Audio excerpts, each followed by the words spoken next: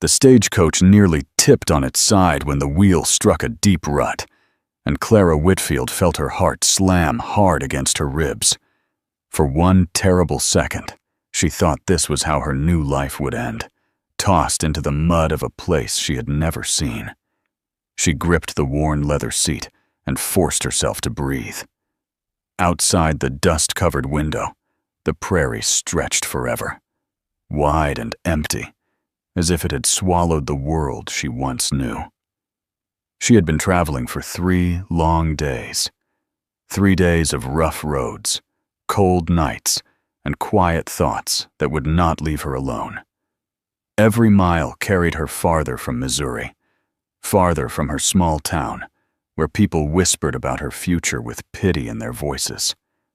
At 24, with both parents gone, and no land or dowry to her name, Clara had learned that hope could be a thin blanket in a harsh world. Her fingers brushed the folded letter tucked inside her traveling case. The paper was soft at the edges from being opened so many times. She did not need to read it again. She knew every word by heart. Samuel Morrison seeks hard-working woman for matrimony. Ranch established. Children welcome. Protestant preferred. There had been nothing sweet in those words. No promises of love or laughter. Just need. Just duty. Just survival. But Clara had not been searching for poetry. She had been searching for a place to belong. Across from her, an older widow sat stiff and silent, her hands folded around a small Bible. A traveling salesman slept in the corner, his sample case resting on his chest. The stagecoach creaked and groaned like an old animal forced to keep moving long after it should have stopped.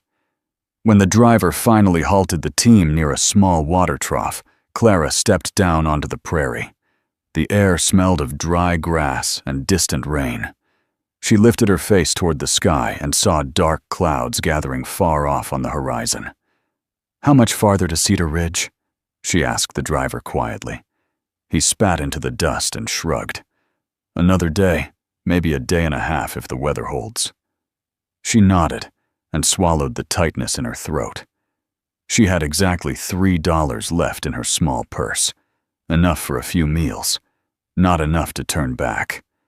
This journey was not just a choice, it was her only chance. By late afternoon, thunder rolled low across the plains. The horses grew restless. Rain came without warning, but sharp and heavy, striking the roof of the coach like thrown stones. The trail turned slick and dangerous. Wheels slipped. The entire carriage leaned hard to one side.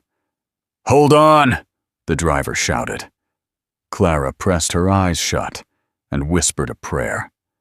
The stage swayed again, but did not fall. Somehow the horses dragged it forward through mud and wind, until at last a faint cluster of lights appeared in the distance. They reached a small trading post just before full dark. Clara ran inside with the others, her dress soaked and clinging to her skin. The shop owner shook his head when the driver asked about repairs. "Axle's cracked. Can't fix that in this weather. 2 days at least." 2 days. Clara felt her stomach sink. Would Samuel think she had changed her mind? Would he assume she never meant to come? But that night she slept on the wooden floor with her traveling case beneath her head. The widow whispered prayers into the darkness. Wind howled outside, shaking the thin walls. Clara stared up at the ceiling and tried to picture Sunrise Valley Ranch. She imagined a wide porch, steady fences, perhaps a small garden. She imagined a man waiting. In the morning, the storm had passed. The prairie looked washed and new beneath a bright sky. Clara helped the shopkeeper's wife cook and clean in exchange for her meals while they waited for repairs. She worked without complaint. She had learned long ago that tears did not fill empty plates. 3 days later, the stagecoach rolled west again. As they neared their final stop, Clara pressed her face to the window. Her heart beat fast. This was it, the place where she would begin again. But the coach slowed before a weathered barn and a sturdy wooden house with smoke rising from the chimney. A tall man stood nearby, his hat shading his face. "That must be Samuel Morrison," Clara whispered to herself. "Whispering Creek Ranch!" the driver called out. Clara frowned. "I'm meant for Sunrise Valley Ranch," she said quickly. "Outside Cedar Ridge." The driver unfolded his paper and squinted. "Says here, Whispering Creek Ranch for Miss Clara Whitfield." Her breath caught. There must be some mistake. The tall man began walking toward the coach. His stride was steady, confident. When he came close, Clara saw he was younger than she expected, maybe 35. His skin was sun-browned, his eyes sharp but not unkind. "Ma'am," he said, stopping a few steps away. "I'm Eli Turner. This is Whispering Creek Ranch. You look like you're searching for someone." "I'm supposed to marry Samuel Morrison," Clara said, clutching her case tightly. "Sunrise Valley Ranch." Eli blinked once. "I don't know any Samuel Morrison, and I surely did not send for a bride." The words struck her like cold water. Behind her, the driver tipped his hat. "Company rules, miss. This is where the manifest says to leave you." "You can't just leave me here," she cried. But he was already climbing back up to his seat. The horses lurched forward. Within seconds, the stagecoach was rolling away, leaving Clara standing alone in a cloud of red dust. Silence settled heavy around her. She turned slowly to face Eli Turner. For a long moment, neither of them spoke. The prairie wind moved through the grass with a lonely sound. "Well," Eli said at last, removing his hat. "Seems there's been a mix-up. You can't stand out here all evening. Come inside." Every lesson Clara had ever been taught told her to refuse. A decent woman did not enter a stranger's home without a chaperone.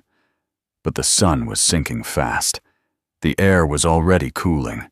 She had no money, no horse, and no idea where Sunrise Valley might even be. "I suppose I have no choice," she said softly.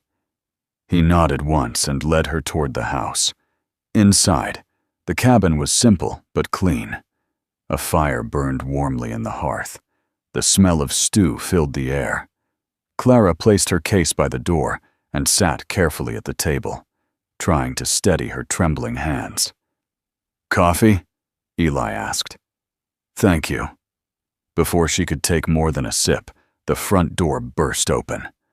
A small girl ran inside, her dress hem-muddy and her dark hair tied into loose pigtails. Papa Buttercup's better. Jake says she might." She stopped mid-sentence when she saw Clara. Wide brown eyes studied her without fear. "Lily," Eli said gently. "This is Miss Whitfield. She's staying for supper." The little girl stepped closer, her head tilted slightly. "Are you lost?" Clara managed a faint smile. "Yes, sweetheart, I think I am." "Papa finds lost calves all the time," Lily said seriously.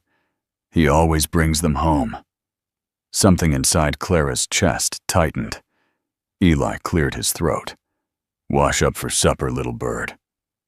When Lily skipped away, Clara looked down at her coffee cup. The warmth from the fire crept into her fingers. For the first time since leaving Missouri, she did not feel completely alone. The next morning, sunlight streamed through the small window of the guest room. But for a moment, she forgot where she was. Then the scent of bacon and wood smoke brought everything rushing back. A soft knock tapped at the door. "Miss Clara!" Lily's small voice called. "Papa says breakfast is ready." Clara rose and quickly braided her hair. When she stepped into the main room, Eli stood at the stove, moving with quiet skill. The table was already set. "Morning," he said. "Good morning." Lily swung her legs beneath the chair, smiling brightly. "I brushed Clover today. She's our barn cat. She likes me best." "I'm sure she does," Clara replied kindly. After breakfast, Eli stood and reached for his hat. Jake's riding to town. I'll have him send telegrams. We'll find this Samuel Morrison and fix the mistake. Thank you, Clara said. When he left, Lily grabbed her hand. Come see the kittens. The barn smelled of hay and horses. In a quiet corner, 5 tiny kittens tumbled over one another while their mother watched. This one is Snowball, Lily said proudly. Clara knelt beside her, smiling at the small creatures. For a brief moment, she forgot about letters and mistakes and strangers. Then Lily's voice turned soft. Do you think my mama can see me from heaven? Clara's heart stilled. I believe she can, she answered gently. Sometimes I can't remember her voice, Lily whispered. Is that bad? Clara wrapped her arms around the child. No, sweetheart. Love stays even when memories fade. Lily rested her head against Clara's shoulder, and in that quiet barn, with sunlight spilling through wooden slats and dust floating in the air, Clara felt something she had not expected to feel on this journey. Not fear, not regret, but the first small spark of belonging. She had been delivered to the wrong ranch. But as Lily's small hand tightened around hers, Clara could not help wondering if perhaps she had not been lost after all. The days that followed did not feel like days to Clara. They felt like borrowed time. Each morning she woke with the same thought pressing heavy against her chest. At any moment a telegram could arrive. At any moment someone could say the mistake had been fixed. At any moment she would have to pack her case and leave. Eli kept his word. A Jake rode into town and sent messages in every direction. To Cedar Ridge, to nearby settlements, even farther north, where larger ranches were known to advertise for brides. They waited for answers that did not come. While they waited, life at Whispering Creek Ranch went on. Clara refused to sit idle. She rose before sunrise and helped with breakfast. She mended shirts that had been worn thin at the elbows. She scrubbed floors, aired bedding, and organized shelves that had not been touched since Eli's wife passed. She did not ask about the woman who had lived there before. The house carried her memory in quiet ways. In the lace curtain, yellowed by sun. In a chipped teacup, carefully set apart from the others. Lily followed Clara everywhere. She watched her knead dough and asked endless questions. But she sat still while Clara braided her hair into neat plaits instead of the loose knots Eli usually managed. She giggled when Clara pretended not to notice flour on her nose. Eli observed it all in silence. One afternoon, Clara stood at the wash line, pinning damp shirts to the rope when Eli approached from the barn. You don't have to do all this, he said. She did not look at him. I would feel useless if I did nothing. You're not useless. The words were simple, but they warmed her more than the sun overhead. That evening, Jake returned from town with news. He removed his hat slowly, his expression careful. I asked at the telegraph office. Nobody's heard of a Samuel Morrison connected to Sunrise Valley Ranch. Not in this territory. Clara felt the ground tilt slightly beneath her. That can't be right, she whispered. I have letters. Jake shifted his weight. Could be a false name. Happens sometimes. Men promise things they never intend to keep. The truth settled heavy and cold. Clara excused herself and stepped outside. The prairie stretched wide and endless before her. She had crossed half the country, chasing a man who might never have existed. Eli followed her onto the porch, but kept his distance. I'm sorry, he said quietly. She nodded, staring ahead. I thought I was careful. I thought I was sensible. You were brave, he replied. She laughed softly, but there was no humor in it. Brave women do not arrive at the wrong ranch with $3 and a broken promise. He stepped closer. Brave women do not give up either. That night, Clara sat alone at the small table after Lily had gone to bed. The lamp burned low, but she unfolded the letters one last time and studied the careful handwriting. She searched for clues she might have missed. A smudge. A sign. Anything that would prove she had not been foolish. Eli entered quietly and sat across from her. "What will you do?" he asked. She folded the papers neatly. "I do not know." "You can stay," he said at once. She looked up, startled. "You would keep me here?" she asked. "You've done more good in this house in 3 weeks than I've managed in 3 years, he answered. Lily laughs again. She sleeps without waking. She talks about you from sunrise to sunset. Clara swallowed hard. "And you?" He hesitated. "I forgot what it felt like to have someone share a meal without silence." The fire cracked softly between them. Outside, wind moved through the cottonwood trees, and carrying the scent of grass and open sky. Clara felt something shift inside her, something steady and slow. The next morning, trouble came without warning. A section of fence in the north pasture had given way during the night. Several cattle had slipped through and scattered across the open land. Clara heard the shouts before she reached the door. "I'll help," she called, pulling on her boots. "Stay with Lily," Eli shouted back. But Clara was already moving. She mounted Daisy, the gentle chestnut mare Lily adored, and rode hard across the field. Wind whipped her hair loose from its braid. Dust rose around her like smoke. She spotted a small calf near a dry gully, separated and frightened. Without thinking, she dismounted and approached slowly, murmuring soft words as she had seen Eli do. Behind her, hoofbeats thundered closer. Clara, wait!" Eli called. The earth beneath her boots shifted suddenly. The bank crumbled. She slipped forward, grasping at brittle grass as the edge gave way. Strong hands seized her arm. "I've got you," Eli said through clenched teeth. For a breathless moment, both of them hovered at the edge. Then he pulled her back onto solid ground. They fell into the dust together, breathing hard. "You could have been killed," he said, anger and fear tangled in his voice. "So could you," she answered. He stared at her, and something in his expression changed. He was no longer looking at a stranded stranger. He was looking at a woman who had chosen to stand beside him. "You're stubborn," he muttered. She gave a faint smile. "So are you." When they returned to the house, Lily ran toward them, tears streaking her cheeks. "Papa, Miss Clara, are you hurt?"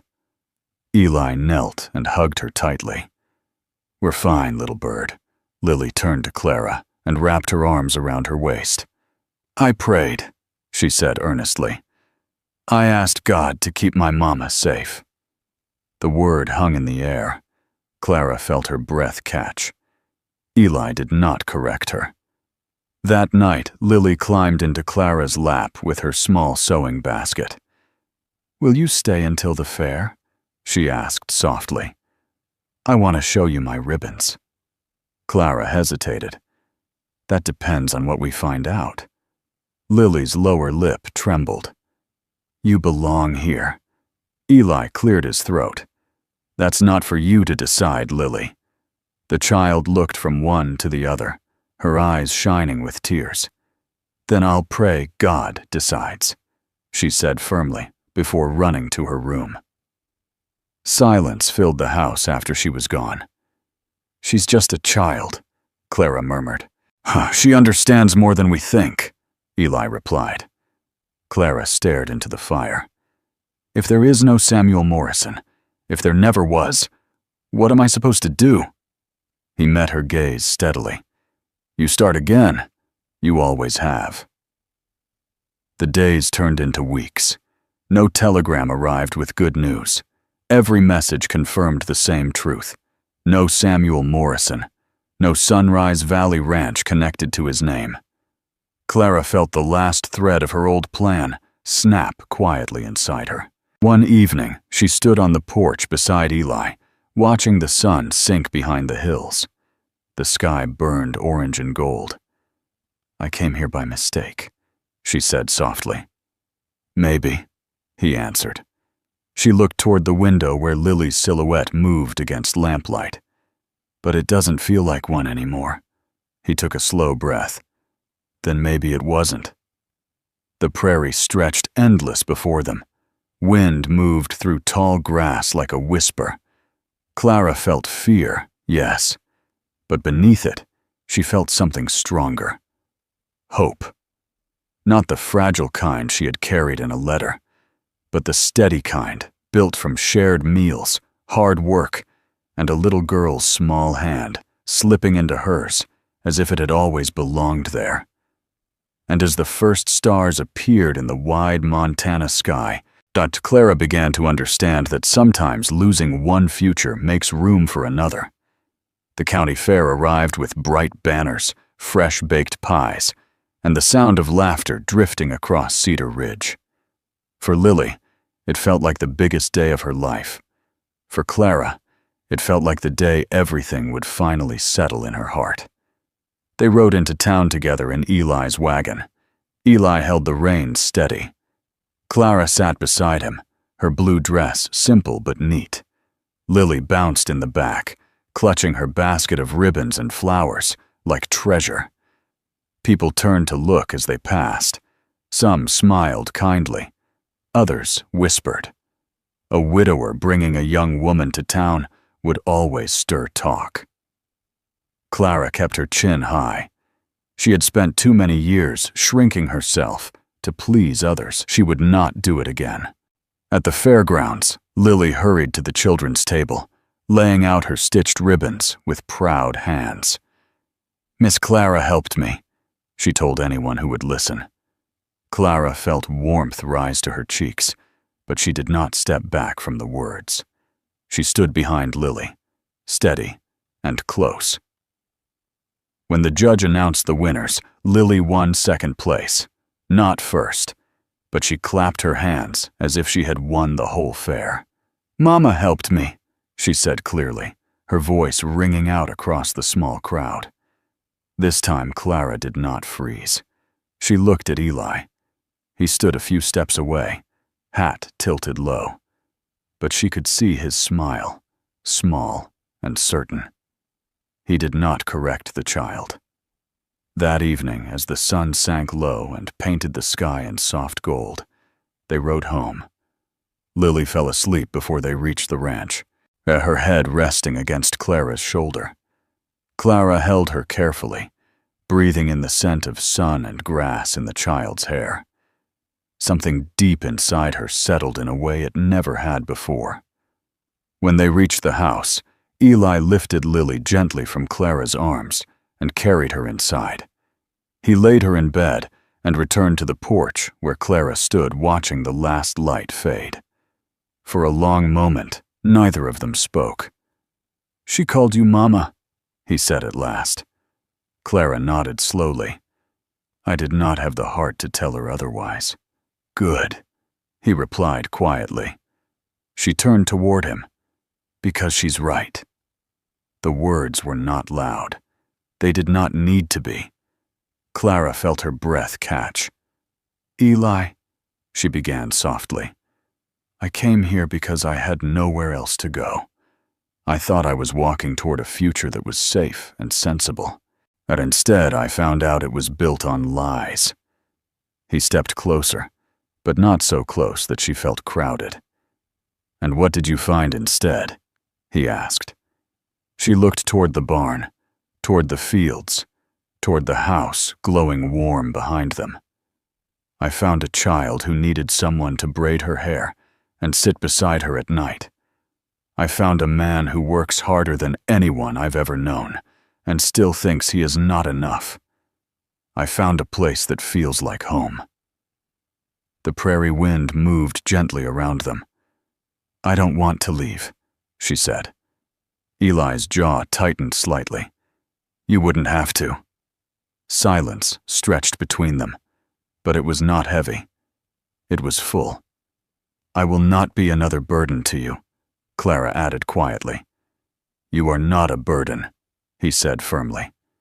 You are the best thing that has walked through my door in years. Her eyes stung. And Lily? She asked. He looked toward the small window where a soft lamp burned. She lost her mother too soon, he said. I have tried to be both father and mother, but there are things I cannot give her. You give them without trying. Clara folded her hands in front of her to keep them from trembling.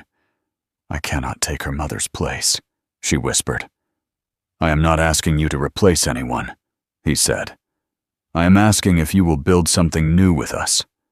The words were simple, honest, steady. Clara felt the fear that had followed her from Missouri finally loosen its hold. I would stay, she said slowly, but not as a guest, not as someone waiting to leave. Eli understood. He removed his hat and held it in his hands. Then stay as my wife, he said. There was no grand speech, no kneeling in the dirt, just truth, spoken plain. Clara's heart pounded. This was not the careful arrangement she had once planned. This was not a letter written in tidy ink. This was a man who had pulled her from the edge of a crumbling bank, a child who had wrapped small arms around her waist and called her mama without fear. Yes, she said. The word felt like stepping into sunlight. Eli let out a slow breath he had been holding for weeks. He reached for her hand. This time, she did not hesitate. They were married quietly 2 weeks later in Cedar Ridge. The town preacher stood beneath the wide sky while a handful of neighbors watched. Lily held a small bouquet of wildflowers and beamed so brightly it seemed she carried her own light. When the preacher finished, Lily ran forward before anyone else. Now you really are my mama, she declared proudly. Aunt Clara knelt and gathered her into a tight embrace. Yes, she whispered, if you will have me. I already do, Lily answered. Life at Whispering Creek Ranch did not turn easy overnight. The work was still hard. Winters still came sharp and long. Fences still broke, and calves still wandered. But the house was different. Laughter-filled rooms that once held silence. Supper was shared without loneliness. Lily slept peacefully, her nightmares fading with each passing month. Clara planted a small garden beside the porch. She hung fresh curtains in the kitchen. She sang softly while she worked, filling the air with gentle sound. One evening, months later, Clara stood at the edge of the pasture, watching Eli teach Lily how to toss a rope. The sky above Montana stretched wide and endless, painted in shades of pink and blue. Yet she thought back to the moment the stagecoach had rolled away, leaving her alone in a cloud of dust. She had believed her life was over. She had believed she had been foolish. Instead, she had been delivered to the wrong ranch. And that wrong ranch had given her everything she had once prayed for. Eli walked toward her, Lily running ahead, with bright laughter trailing behind. Papa says I can help with the calves tomorrow, Lily announced. We will see about that, Clara replied with a smile. Lily grinned up at her. Mama always says that. Eli slipped his hand into Clara's. The prairie wind moved softly through the grass. Clara looked out across the land that no longer felt strange. The land that held her home, her husband, her child. Sometimes the road you choose disappears beneath your feet. At sometimes the letter you trust leads nowhere. But sometimes the wrong destination is the very place you were meant to find. And as the sun dipped below the horizon and the first stars shimmered above Whispering Creek Ranch, Clara knew one simple truth. She had arrived exactly where she belonged.